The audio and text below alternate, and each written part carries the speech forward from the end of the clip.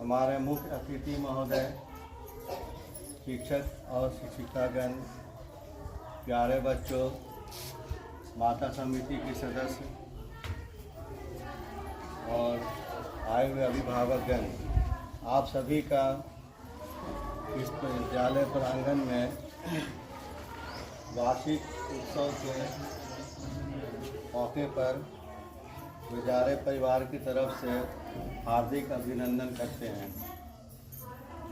आज के दिन रांची ज़िले के सभी प्राथमिक और मध्य विद्यालय में भव्य सत्रांत यानी सत्र समाप्ति के अवसर पर वार्षिक उत्सव मनाया जा रहा है। ये उत्सव बड़े उत्साह के साथ मनाया जा रहा है। कार्यक्रम में ज़िले के लगभग 2000 से ज़्यादा विद्यालय, 7000 से ज़्यादा शिक्षकों और 2 लाख से अधिक छात्र छात्राओं के साथ साथ अभिभावक और स्थानीय समुदाय एक साथ भाग ले रहे हैं। इसमें सभी जनप्रतिनिधिगण से अनुरोध किया गया है कि अपने अपने क्षेत्र के विद्यालय में मुख्य अतिथि के रूप में शामिल हो। हमारे विद्यालय में भी जो हम काफ़ी भाग्यशाली हैं, हमारे जनप्रतिनिधि के रूप में हमारे मुखिया महोदय और हमारे प्रधान जी महोदय उपस्थित हैं और इन लोगों का हमेशा सहयोग रहता है। इसका हम लोग विद्यालय परिवार की तरफ से तहे दिल से शुक्रिया अदा करते हैं। इसका उद्देश्य, इस कार्यक्रम का मुख्य उद्देश्य क्या है? इसका मुख्य उद्देश्य है छात्रों की नियमित उपस्थिति को सुनिश्चित करना। बहुत सारे बच्चे, मैक्सिमम बच्चे की उपस्थिति अच्छी है, लेकिन कुछ बच्चे जो हैं किसी न किसी वजह से उनकी उपस्थिति नियमित नहीं रहती है। तो कार्यक्रम के द्वारा, कार्यक्रम के मार्फत एक प्रयास है कि स्कूल आकर्षक लगे और बच्चों की नियमित उपस्थिति रहे। मध्याह्न भोजन के माध्यम से पौष्टिक भोजन की निरंतरता बनाए रखना बच्चों को, सभी सरकारी विद्यालय के बच्चों को सरकार की ओर से मध्याह्न भोजन दिया जाता है और पौष्टिक मध्याह्न भोजन दिया जाता है, जो कि मेनू के अनुसार है। सप्ताह में 2 दिन अंडा है, 1 दिन रागी हलवा है, और जो भी मेनू है मेनू के हिसाब से खाना दिया जाता है। अगला उद्देश्य है, नए शैक्षणिक सत्र में अब हमारा 24-25 का शैक्षणिक सत्र 31 मार्च को समाप्त हो जाएगा। आज 25 मार्च है, 28 मार्च को शिक्षक अभिभावक मीटिंग है, उस दिन अभिभावक की मीटिंग होगी और उसी दिन बच्चों को रिपोर्ट कार्ड दिया जाएगा। रिपोर्ट कार्ड बन के तैयार है और आज रिजल्ट सुना दिया जाएगा, लेकिन रिपोर्ट कार्ड 28 को दिया जाएगा। तो नए शैक्षणिक सत्र में 0 ड्रॉप आउट लक्ष्य के साथ सभी छात्रों को अगली कक्षा में प्रवेश दिलाना है। होता क्या है, बच्चा प्राइमरी स्कूल 5 क्लास तक है और मिडिल स्कूल 8 क्लास तक है।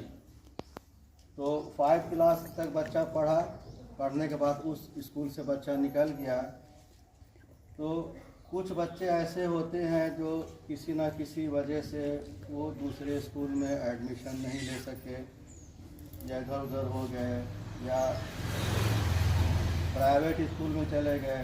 प्राइवेट स्कूल में गए, वहाँ भी किसी कारणवश या आर्थिक मजबूरी के कारण प्राइवेट स्कूल में गार्जियन फीस वहन नहीं कर पाते हैं, फिर वो बच्चा वापस सरकारी स्कूल में आता है। इस दौरान जो गैप होता है, उस गैप के कारण बच्चा जो है अपने साथी से कमज़ोर, अपेक्षाकृत काफ़ी कमज़ोर हो जाता है।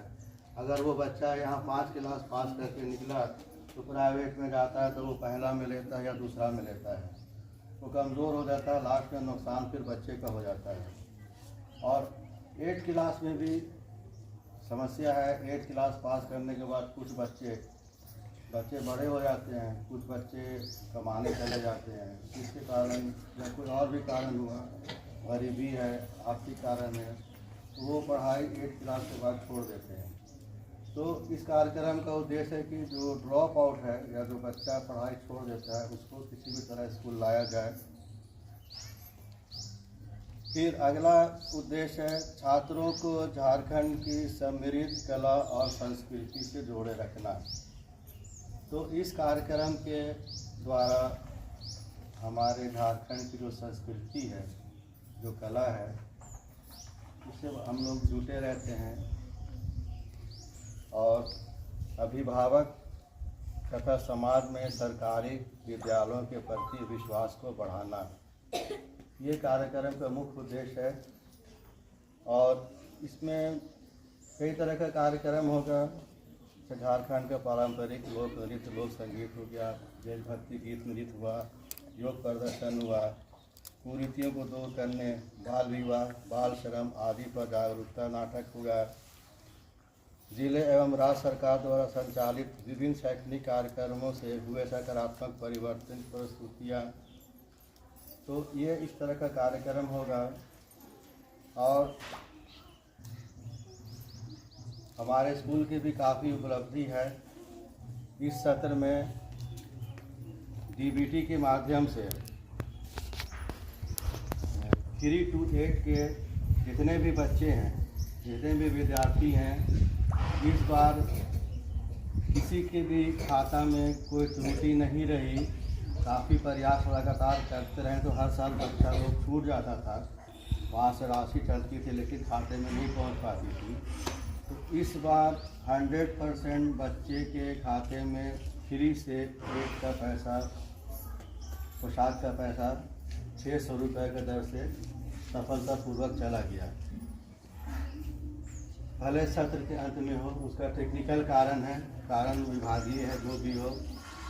और U1 और 2 का बच्चा का पैसा जो है पोशाक का, वो वेंडर के अकाउंट में जाता है, वो डायरेक्ट जाता है। तो कल ही बोगड़ा स्कूल, हमको लगता है कि पहला स्कूल है, राहे ब्लॉक में तो कम से कम है ही, रांची जिला में भी दूसरा होगा, तो अभी कोई स्कूल नहीं बांटा है। तो काफ़ी प्रयास करने के बाद, विभागीय सहयोग के बाद भी कल फर्स्ट क्लास 1 और क्लास 2 के 100% बच्चों को पोशाक, 2 जोड़ा पोशाक एक जोड़ा स्वेटर, मोजा, एक जोड़ा जूता, ये सब कल बांट दिया गया। और स्टाइपेंड की राशि भी बहुत जल्द आ रही है, बच्चे के खाते में जाएगी 1 to 8 के। साइकिल भी इस साल बच्चे को सत्र के शुरू में ही दिया गया, बहुत पहले ही दिया गया, जो कि अब तक का रिकॉर्ड है। तो विभागीय जो भी है, सरकार हर तरह का सरकार सहयोग कर रही है।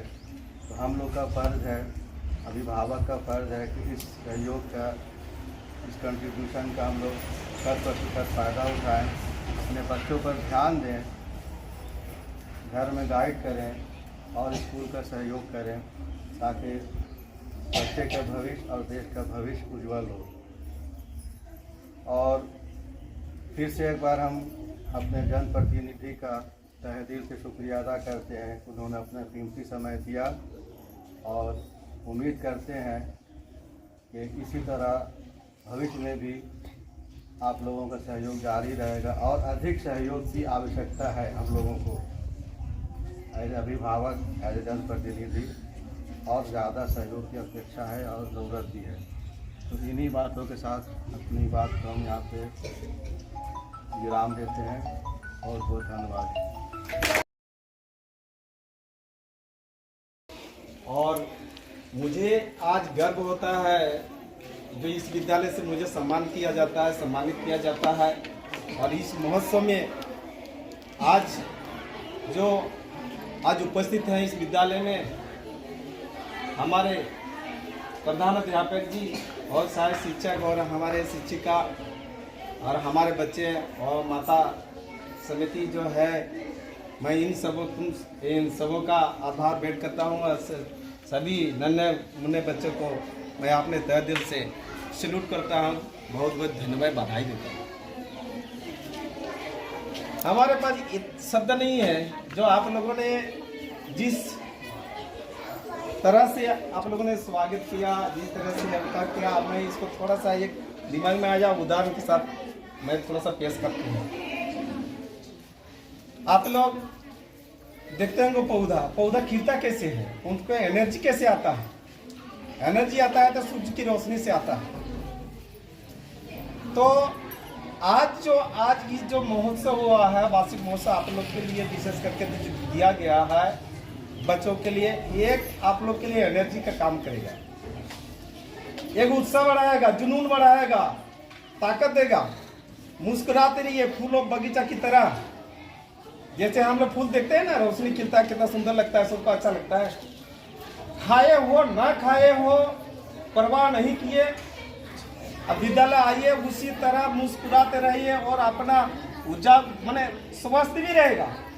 शरीर स्वस्थ रहेगा तो ऑटोमेटिकली है कि दिमाग फ्री हो जाएगा, तो पढ़ने में मन भी लगेगा। और इसी तरह आज हमारे मुखिया जी ने तारीफ कितना सुंदर से किया। हमारे पंचायत में इतना मैंने विद्यालय का होता है, आप लोग का फूल बगीचा होता है, विद्यालय में इस तरह का प्रोग्राम किया जाता है। मैं भी चाहता हूं कि इस तरह होता रहे, आप लोग भी इस तरह का तरक्की करें। इस विद्यालय से बच्चे भी बहुत आगे जा चुके हैं, सांस्कृतिक में भी देखे, खेलकूद में भी देखे हैं, यहाँ से आगे बढ़िए रहे। नवोदय में भी यहाँ से गए हैं, और आशा करता हूँ आप लोग भी इस तरह उन्नति करें। मैंने भारत देश के एक हिस्सा हो आप लोग कमी ना महसूस करें। हम लोग पढ़ा करते थे, हम लोग को खाने के लिए तरसना पड़ता था, पोशाक के लिए तरसना पड़ता था, कॉपी किताब के लिए एक कॉपी या तो एक पुस्तक मिलता, उसमें पढ़ाई करते थे। वो स्थिति आप लोग के पास नहीं।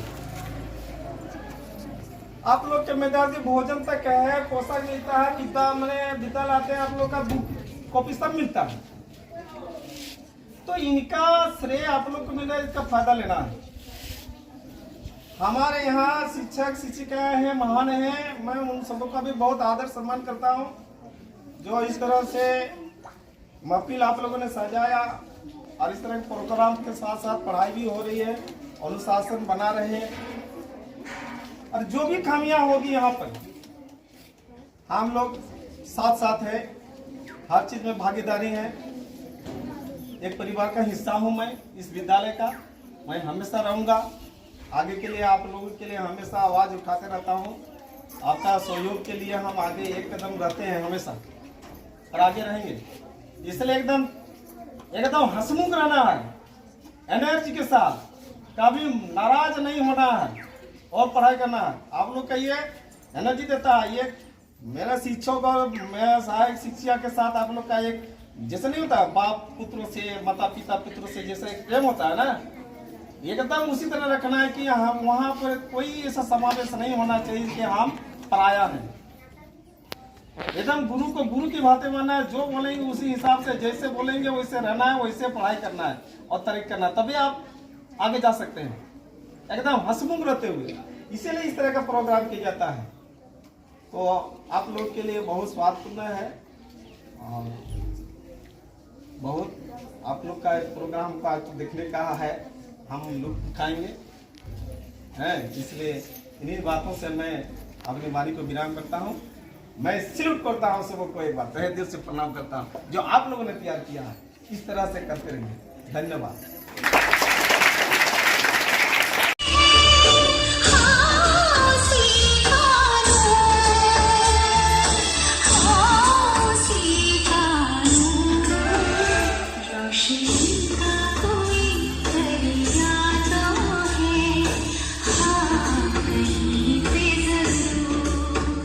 रोशनी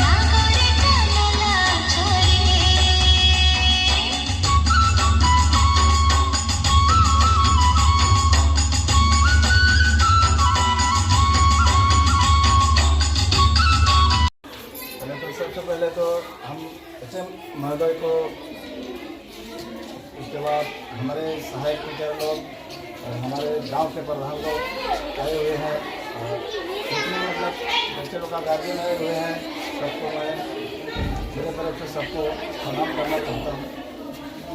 आज इस महत्व में हम देखें, शायद पोगड़ा स्कूल सबसे टॉप है और शायद हम तो पोगड़ा स्कूल सब दिन के लिए हम तो कोई भी प्रोग्राम होता है तो हम छोटी छोटी प्रोग्राम में भी उपस्थित रहते करते हैं। तो मैं विशेष कहना नहीं चाहूँगा कि आप लोग ठीक ढंग से पढ़ाई लिखाई करें और ऐसे माँ बाप लोग का रोशन बढ़ाते रहिए।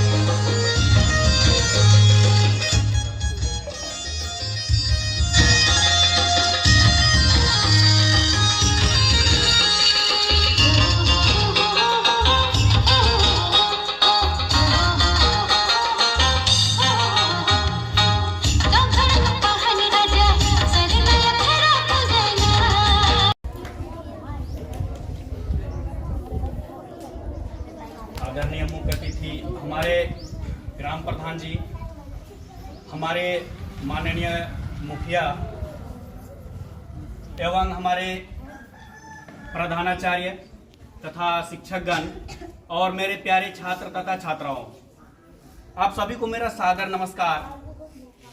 आज के इस रंगारंग कार्यक्रम जिसको कि कल्चरल कनेक्ट के नाम से आयोजन किया गया, वार्षिकोत्सव हमारे राजकीयकृत मध्य विद्यालय पोगड़ा में, यह जो आयोजन हुआ बहुत ही शानदार रहा।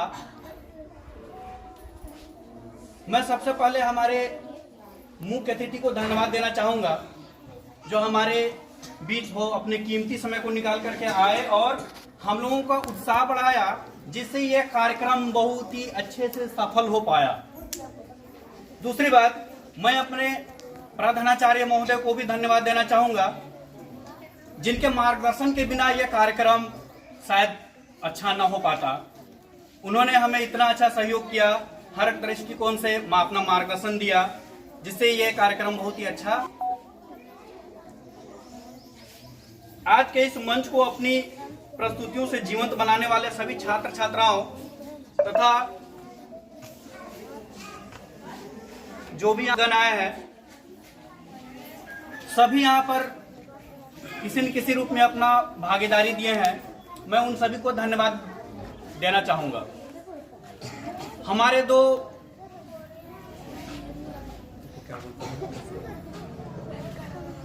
एंकर, इनके लिए पहले बात तो मैं आप लोगों से गुजारिश करूंगा कि आप लोग तालियां बजाएं इनके लिए।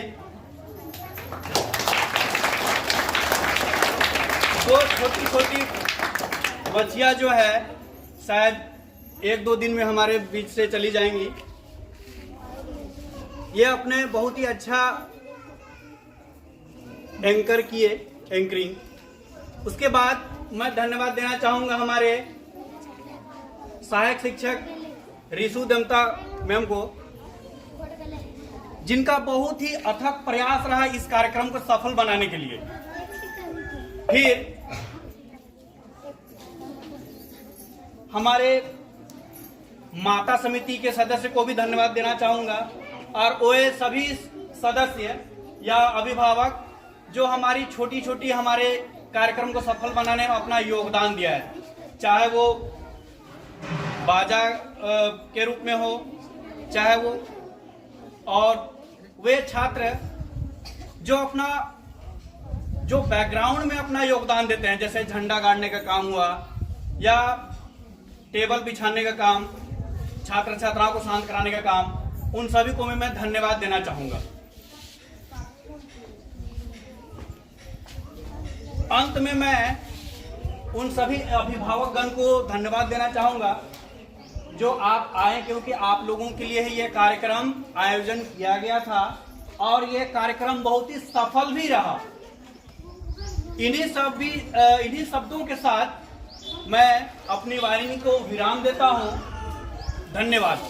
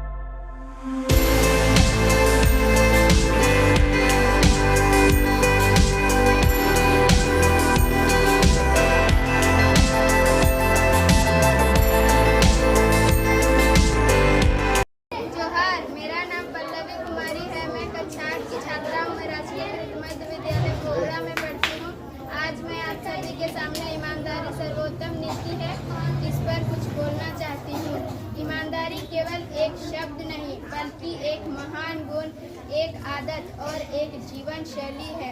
ईमानदारी का अर्थ है सच बोलना, गलत कार्यों से दूर रहना और अपने कर्तव्य को पूरे मन से निभाना।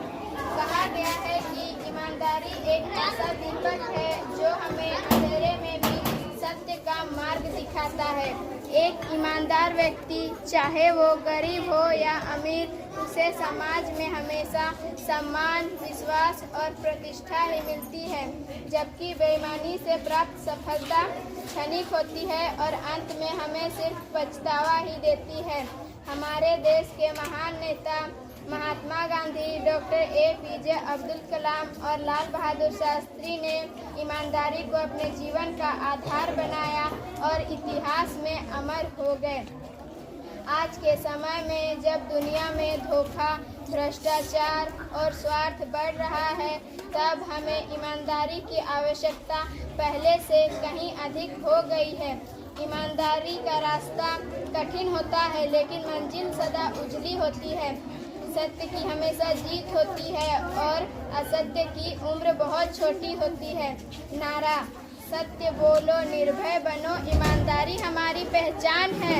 सत्य बोलो, निर्भय बनो, ईमानदारी हमारी पहचान है। सत्य का साथ, देश का विकास, झूठ छोड़ो, सत्य अपनाओ। अब अंत में मैं आप सभी से यह संकल्प लेने का अनुरोध करती हूँ कि हम जीवन के हर क्षेत्र में ईमानदारी को अपनाएंगे, सत्य का साथ कभी नहीं छोड़ेंगे और अपने कर्तव्य को पूरे मन से निभाएंगे। ईमानदारी सर्वोत्तम नीति है, इसे अपनाएंगे। अंत में मैं आप सभी से विदा लेती हूँ और अपनी वाणी को विराम देती हूँ। धन्यवाद। मेरा विद्यालय का नाम राजकीय प्रिंसिपल विद्यालय बोगड़ा है। मैं आज आप लोगों के सामने हमारे विद्यालय का वार्षिक उत्सव के बारे में कुछ बताना चाहती हूँ। हमारे विद्यालय में हर वर्ष वार्षिक उत्सव मनाया जाता है। यह दिन हमें हमारी शिक्षा और कड़ी मेहनत का सफलता का जश्न का मौका देता है। वार्षिक उत्सव स्कूलों में विशेष कार्यक्रम होते हैं, जिनमें नृत्य, गायन, नाटक और खेल शामिल होते हैं। इस अवसर पर विद्यालय के सभी छात्र छात्राएं, शिक्षक और अभिभावक सम्मिलित होते हैं। यह कार्यक्रम धूमधाम से मनाया जाता है। कार्यक्रम से कई सप्ताह पहले छात्र छात्राएं, शिक्षक तैयारी में जुट जाते हैं। विद्यालय को रंग बिरंगे फूलों, गुब्बारों और झंडियों से सजाया जाता है तथा रंगमंच और पंडाल बनाए जाते हैं, जिनमें नृत्य, गायन, नाटक जैसी प्रतियोगिता की रिहर्सल की जाती है। सुबह से कार्यक्रम शुरू होता है, जिनमें दीप प्रज्वलन, स्वागत गान होता है। फिर सांस्कृतिक कार्यक्रम, लोकगान, नृत्य, नाटक और कविता पाठ प्रस्तुत किए जाते हैं। मैं इतना ही बोलकर अपने शब्दों को विराम करती हूँ। धन्यवाद। नमस्कार, मेरा नाम तुलसी माता है। मैं वर्ग 8 में पढ़ती हूँ। मैं राजकीय मध्य विद्यालय बोगड़ा में पढ़ती हूँ। आज मैं आप सभी के सामने उपभोक्ता अधिकार, एक जागरूक नागरिक की पहचान के बारे में बोलना चाहती हूँ। एक जागरूक नागरिक की सबसे बड़ी पहचान यह है कि वह अपने अधिकारों और कर्तव्य के प्रति सचेत रहता है। उपभोक्ता अधिकार केवल एक कानूनी शब्द नहीं है, बल्कि वे हर नागरिक के लिए एक सुरक्षा कवच है। आज के आधुनिक युग में हम किसी न किसी रूप में उपभोक्ता है। चाहे हम सुबह को दूध खरीदे या ऑनलाइन कोई गैजेट मंगवाएं, लेकिन क्या हम सभी जानते हैं कि हमारे साथ बाजार में होने वाले धोखाधड़ी या खराब सेवा के खिलाफ हमारे पास शक्ति है। याद रखिए, आपकी जागरूकता ही आपकी बड़ी पहचान है। मैं इतना ही बोलकर अपनी वाणी को विराम करती हूँ। व्यक्ति के भीतर वैज्ञानिक दृष्टिकोण विकसित होने के लिए निम्नलिखित गुण आवश्यक है। पहला, जिज्ञासा, क्या के और कैसे पूछने की प्रवृत्ति। दूसरा, तार्किकता, भावनाओं के बाध्य तथ्यों के आधार पर निर्णय लेना। तीसरा, खुला मस्तिष्क, अपनी गलतियों को स्वीकार करना तथा नए विचारों का स्वागत करना। चौथा, सच्चाई खोज, किसी भी दावे को स्वीकार करने से पहले सबूत मांगना। वैज्ञानिक दृष्टिकोण हमारे व्यक्तिगत और सामाजिक जीवन को कई तरह से बेहतर बनाता है, जैसे अंधविश्वासों का अंत, निर्णय लेने की क्षमता, सामाजिक प्रगति और समस्या समाधान इत्यादि। यह जानकर हमें गर्व होता है कि भारत के संविधान 51A(h) के तहत वह वैज्ञानिक दृष्टिकोण, मानववाद और ज्ञानजन भावना का विकास करना प्रत्येक नागरिक को मौलिक कर्तव्य माना गया है। वैज्ञानिक दृष्टिकोण सत्य का खोज का एक मार्ग है। यदि हम अपने जीवन में तर्क और विवेक को स्थान देंगे तो न हम केवल व्यक्तिगत रूप से सफल होंगे, बल्कि एक बेहतर समाज का निर्माण भी कर सकेंगे। धन्यवाद। साथ की छात्रा हूँ। मेरे विद्यालय का नाम राजकीय कृषि विद्यालय पोखरा है। कृत्रिम बुद्धिमत्ता आर्टिफिशियल इंटेलिजेंट AI आधुनिक युग की क्रांति। कृत्रिम बुद्धिमत्ता या आर्टिफिशियल इंटेलिजेंट AI कंप्यूटर विज्ञान की वह शाखा है जो मशीनों को इंसानों की तरह सोचने, समझने और निर्णय लेने के काबिल बनाती है। आज यह केवल विज्ञान कथाओं तक सीमित नहीं है, बल्कि यह हमारे दैनिक जीवन में देखा जा सकता है।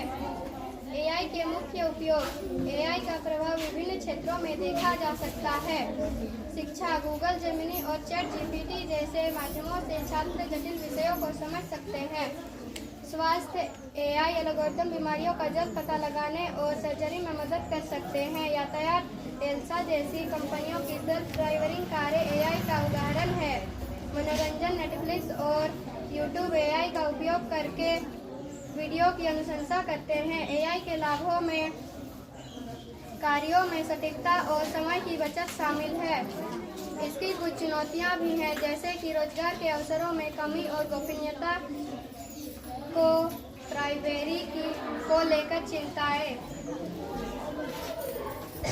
आर्टिफिशियल इंटेलिजेंस भविष्य की तकनीक है।